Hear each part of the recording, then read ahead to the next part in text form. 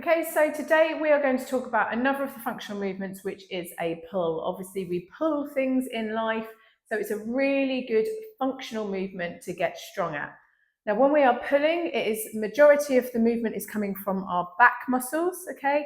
Sometimes a little bit of tricep kicks in there as well, sometimes a little bit of bicep, depending on what movements we're doing. Sometimes the shoulders come in a little bit.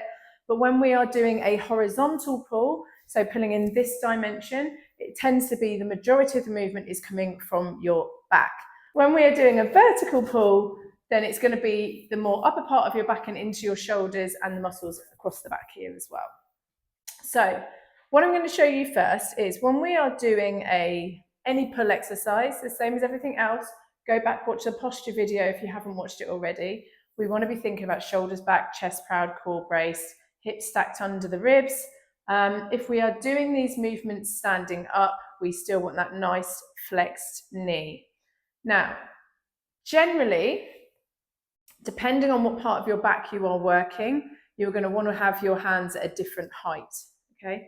So one way that we can look at a pull exercise is by taking bands, and this could also be done on a cable machine, any kind of resistance that's coming horizontally towards you, okay? When you are pulling, before you start to pull, I want you to think about your shoulders locking back and down, and I want your shoulders to retract. You see that movement there? Retract before you start pulling. So we don't want to leave the shoulders forward here and then just pull into here. You see what's happening there? Most of that I can actually feel here, okay, across the front of my chest and my shoulders. So by retracting the shoulder blades first, you're engaging in your upper back, and then as you pull the bands towards you, all of the engagement is into the mid back on this, what I'm doing right now, and then we slowly return to that starting point. So again, shoulders come back first, elbows follows in towards the hips, sometimes down towards the pockets, sometimes in towards the hips, depending on what you're trying to achieve. But most important thing is that those shoulders are retracting first, you're turning on your back, you're pulling in, keeping that engagement nice and strong, and you're slowly returning to the front. One of the most common exercises that we will do this with is a single arm row. It's one of my favorites. I never take it out of my training. So obviously we're going to pick up the weight safely. If you are taking this movement, you can take it in a majority of ways. You don't have to have a bench. You can just have something to lean on, and I'll show you that in a moment. But if we're doing it on a bench, we're going to almost make a bit of a tripod with our legs. So I've got my knee coming down onto the bench here. I've got this leg nice and straight out to the side. And then I'm going to hinge, that lovely hinge, into the position. And I'm going to use this hand as a supporting base. Something really important about this supporting arm, again, if you have it too far away out here, a lot of that engagement and pressure is going to come through into the shoulder. So I like to have mine slightly to the side, shoulder locked back, and by engaging that hand into the bench, you're also going to turn on your lat, which is just through here. Okay, so I'm going to hinge into that position, shoulder back. Now you're going to start with the dumbbell straight down from your body.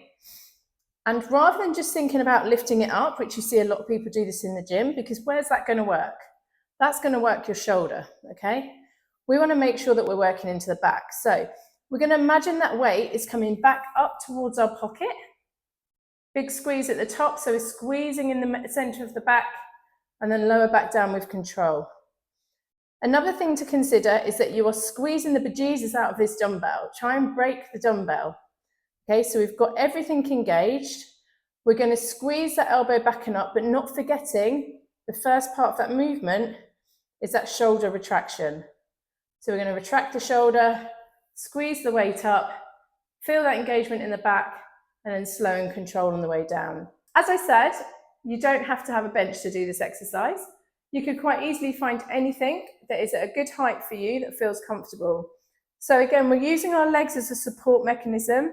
This again is a compound movement. Your whole body is working for this movement. It's not just an upper body movement, okay? So from this starting position, note my shoulders are locked back. I'm not rounding over and hunched. So shoulders are back. I'm going to retract that shoulder and then squeeze that weight up to my hip Feel that engagement across the mid-back and slow and controlled on the way down. We can also do it higher if we wanted to.